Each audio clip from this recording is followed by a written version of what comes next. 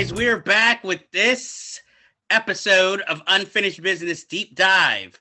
I am your host, Jeff Galashaw, and with me, as always, is Andre Joseph of AJ Epics Productions. Bada boom, realest guy in the room. How you doing? And this week we are going to talk about a 1991 action thriller called Toy Soldiers. This is Andre's pick, so I will leave him to introduce and talk about it. Yeah, so Toy Soldiers. This was directed by Daniel Petrie Jr., who wrote Beverly Hills Cop. Later on, directed a little Pauly Shore movie called In the Army Now. And he also wrote The Big Easy with Dennis Quaid and Ellen Barkin. It's also written by David Koepp, I think is his last name. That's how you say it. But he wrote Jurassic Park, he wrote Spider-Man, he wrote the last Indiana Jones movie, Kingdom of Crystal Skull. So he's got a lot of credits. This was one of the first big ones he did. And this was a little 1991 action film that I consider to be a cross between Die Hard, Red Dawn, and The Goonies. So you have Andrew Divoff. He's like a Colombian drug dealing terrorist of some sort, and he gets intel about his father being held in United States custody. And so after killing this judge that I guess had sentenced him to extradition, they find out that one of the attorneys for his father's case has a son in this prep school. And the prep school is mostly consisting of kids who are all delinquents, but have like wealthy parents from different spheres of government. Some of them are in the mob, but they've all got their troubles. So they extradite one of the kids to the US Marshals, that I guess the one that they're looking for. And by the time these terrorists raid this school, they can't find the kid, but they hold the rest of the students hostage. So while Louis Gossett Jr., who's the headmaster, is on the outside trying to work with the army to try to, put together a rescue mission and negotiate with the terrorists, you have your group of kids led by the Goonies, Sean Astin, Will Wheaton from Stand By Me, and of course, Wesley Crusher from Star Trek Next Generation. Keith Coogan from Don't Tell Mom the Babysitter's Dead. Yes! And I don't remember the other actors' names. They didn't really do a whole lot of big stuff, but it was like basically everybody from like that 80s, 90s period of teen films at that time.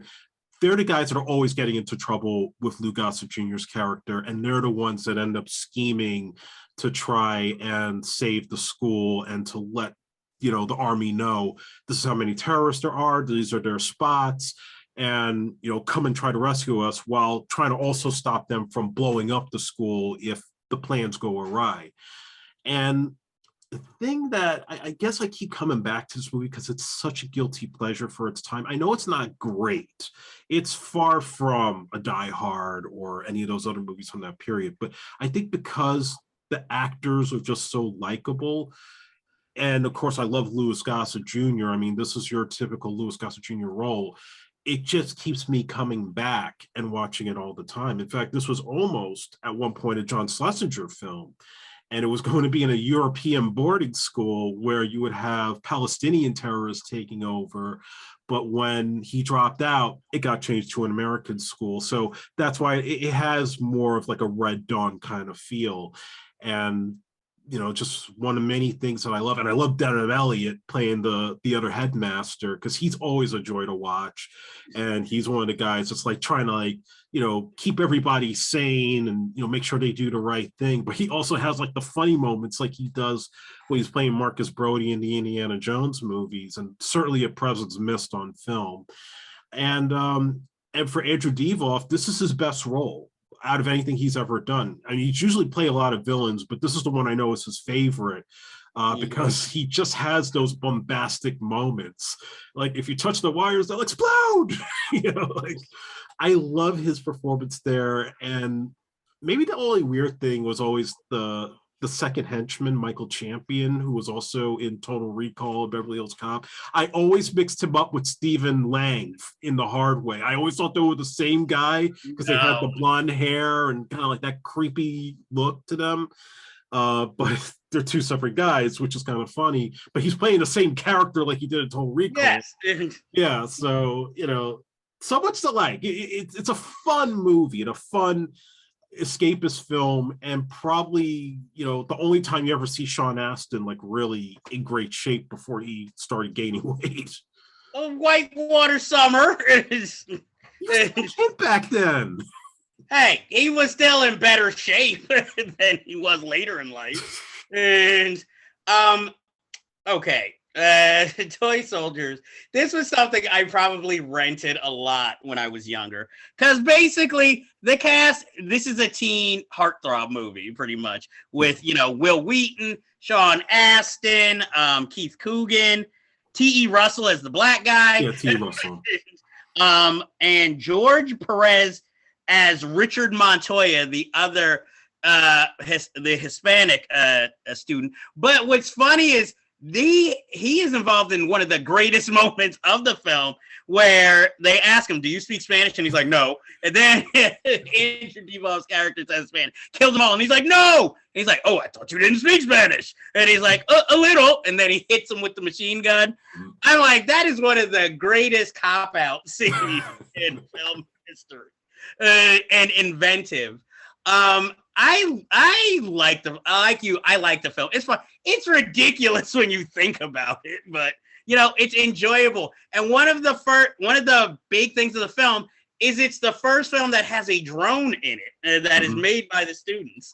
And actually Denholm Elliott is the headmaster in the film, and I like Denholm Elliott, but I want to see. I know, well, he's obviously passed away, but I would really like to see a performance where he's not playing this same type of role, like a slightly drunk older Englishman, uses comic relief most of the time. I just want to see, did he ever play a truly dramatic role ever? Because then he did with Sting, where he took over his house or something.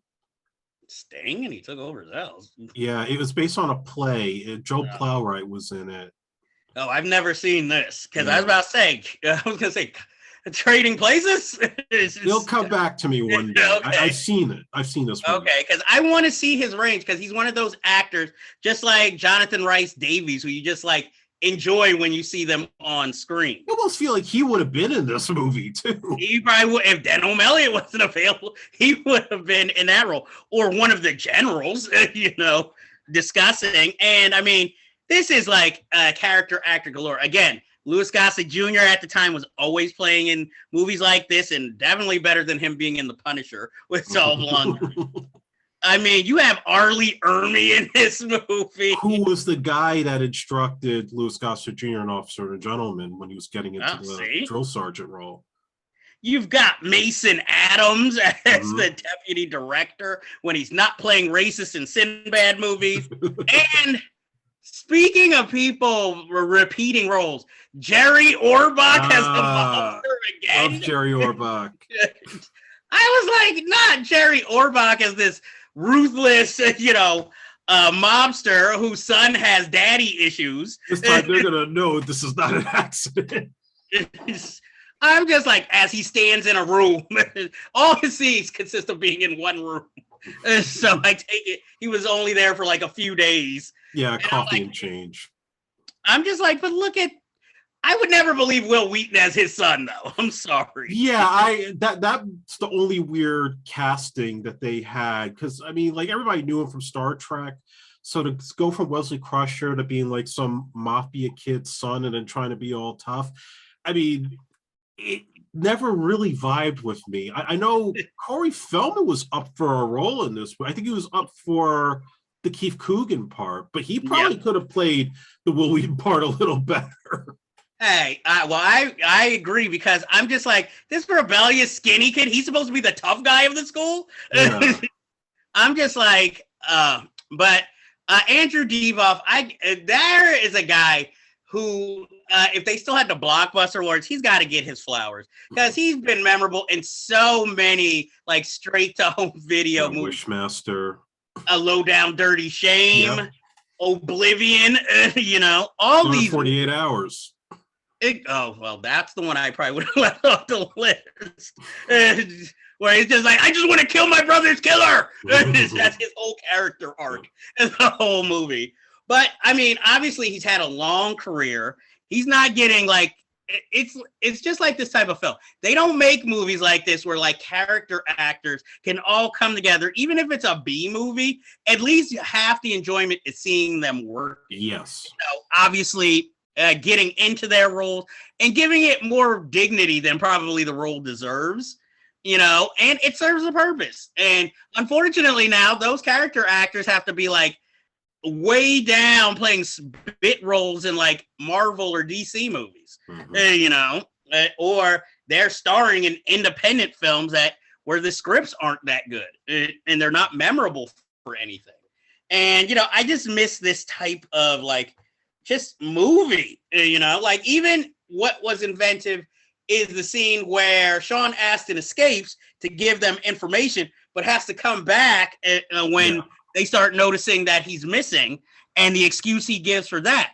But, I mean, come on. Any movie where you're forced to believe a group of kids outsmarts a Colombian drug terrorist you're like, yeah, you're already asking a lot here for the audience to go with. Yes, but the tension works. That's the thing. The way that it's cut together, like the way he has to get through to school without getting noticed by the terrorists.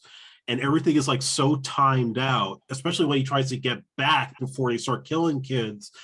I thought that was well done as from an editing standpoint and just even from, scripting perspective. Yeah, but my thing is, how did Michael Champion get to be, his second in command? Yeah, they never explained that. It was like a CIA sympathizer who went rogue. I don't know. And he's obviously not very good at his job. Both times. It's just like, I didn't understand that. Let's see, what else? Oh, this was actually based on a novel by William P. Kennedy. Mm-hmm. So it wasn't like it was an original spec script or anything. And the thing I always thought, how do you let the marketing opportunity of not using the Martika song Toy Soldier in the trailer, in the movie? I'm like, that would have gone perfectly to encapsulate this movie. And they never used it. And I'm like, shame on them. I mean, Keith Coogan has more of the comedic role, so he is, of course, always a welcome delight, even though, at this point, maybe he's aging out of these types of roles, because he certainly looks the oldest, T.E. Russell went on to, the only thing I really remember him in after this was when they had that show with John Amos where the black family moves into Archie Bunker's house.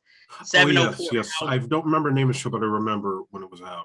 Yeah, because he played the John Amos's son, who was a Republican, I believe, on the show. And he had a bit role in Swimming with Sharks. And did he do voiceover parts in games? Oh, see. Well, video games, I don't really pay attention to, so he might have. I mean, that might be his bread and butter these days. We all know where Sean Astin went and where Will Wheaton went after this movie. And where Andrew Divoff still is, Mason Adams, I believe he's passed away. He passed away, I think, in 2005. Okay. And Denholm Elliott, obviously, has passed away. Louis Gossett's still holding on, though, y'all. Still holding on, yeah. Not doing the big films like he used to, but films like Foster Boy and that one where he was like the Cuban guitarist. I mean, he's still working. He was on Watchmen, the series, too. I didn't know he was on Watchmen. Yes, he was on that. So pretty much everybody's working. Obviously, David Coep is working, or Cope. Daniel Petrie Jr., not so sure he's still working or retired. He does interviews every now and then, but yeah, he hasn't written or directed anything in a long time. Well, I mean, he comes from a pedigree. His father, Daniel Petrie, who directed, was it Fort Apache in the Bronx? And Cocoon: The Return. Okay, you don't have to remember the bad stuff.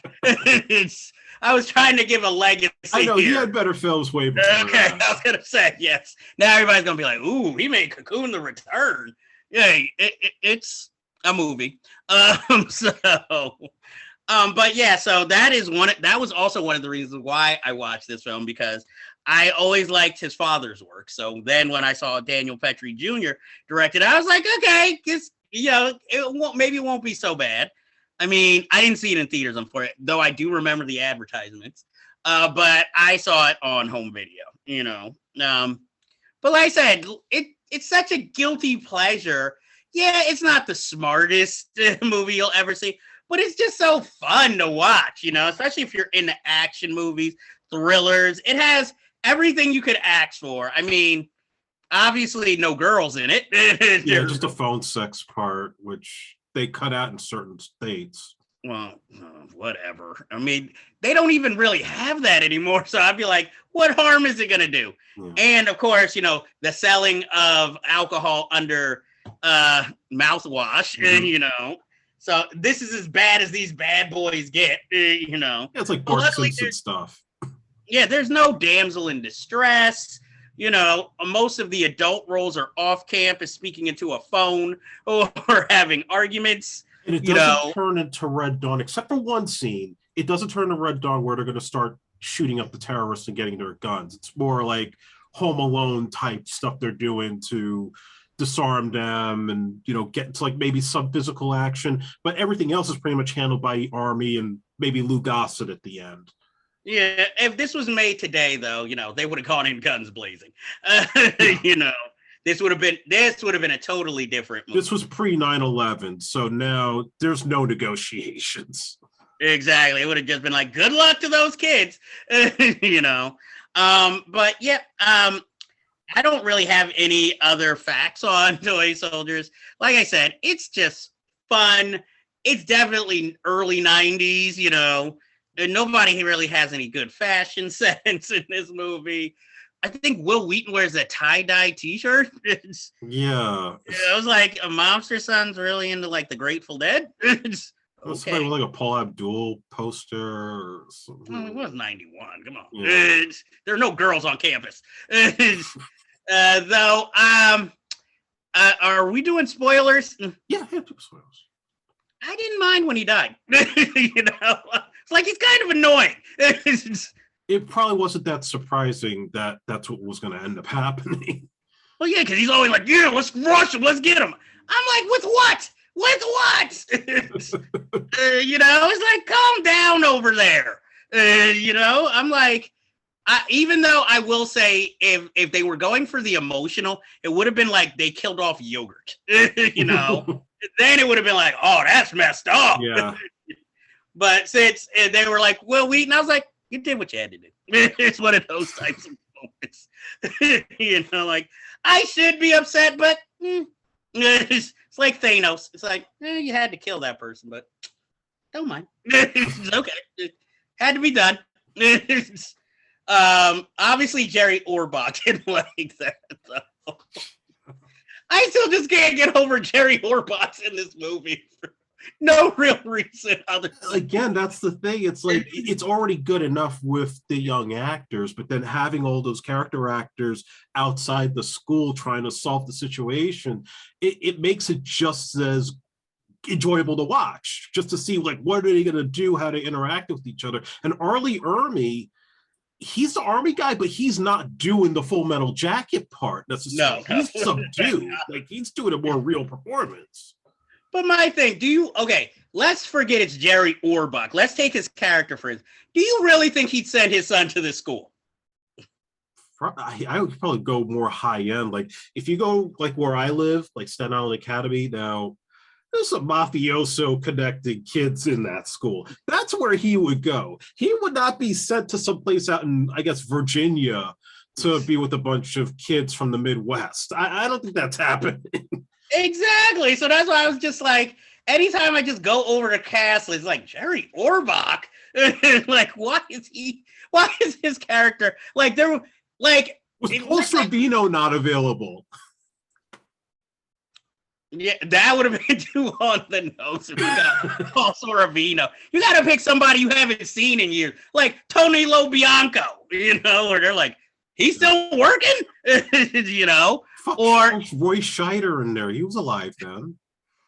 Again, Roy Scheider. I already had to go through Roy Scheider as a mob boss, and Romeo is bleeding. I don't know if I could go for it twice. I'd be like, he's the most Anglo-looking mob boss I've ever seen, and the skinniest. And this is me after I just watched the Valachi Papers. So I'm like, I don't. Well, if we're doing that, why not throw in Charles Bronson as a support playing the Jerry Orbach role? Oh, I'll show him an accident. Well, Bronson and Norris were supposed to team up in Delta Force, but they couldn't afford the two of them. I'm happy they went with Lee Marvin, even though he was obviously at the end of his career and obviously like too old to be playing that type of role. But yeah, I'm not a big Delta Force fan, so I'm just catching up on Bronson movies. So I'm like, Bronson in anything action related, great. But after reading Paul Talbot's book, I would have been like, if he had been in Toy Soldiers, this is one of those like supporting roles, since he wanted to be known as an actor more, that might have worked, even if it's a small role. And if they would have just paid him enough money, he definitely would have did it. He could have been the president. He could have been the president in the movie if they had a president role. Exactly. He could have played Andrew Devolf's dad. No. He could have been like, yes, son, do it. It would have been a special appearance by Charles Bronson. And then you'll really wonder, how old is this mofo? He was in his 70s by that point. Well, then he could have had a son as old as Andrew Devolf, even though I don't know how old Andrew Devolf's character is supposed to be, because Andrew Devolf always plays these roles, and they never say, oh, he's in his mid-30s, he's 40, he's 50. Even though Low Down Dirty Shame, we just know him and Shame go way back. How many years? Who the hell knows? That Sally Richardson was fine then and now. So who knows? So that's why I'm just like, Andrew Devolf. The only thing that changes is the length of his hair. At least he's still not rocking a ponytail. But I'm betting he has a vest on whatever he plays. Thankfully, he wasn't a Steven Seagal bad guy. Oh, jeez. The battle of the hair. Steven Seagal would have made him cut it. It would have been like, there's only one guy with a ponytail around here, and that's me. This is what happens when you don't protect the planet. I'm like, look, it would have been between Andrew Devolf and William Forsythe for that role, and they went with William Forsythe. Oh, I could have. William Forsythe could probably play the Jerry Orbach role.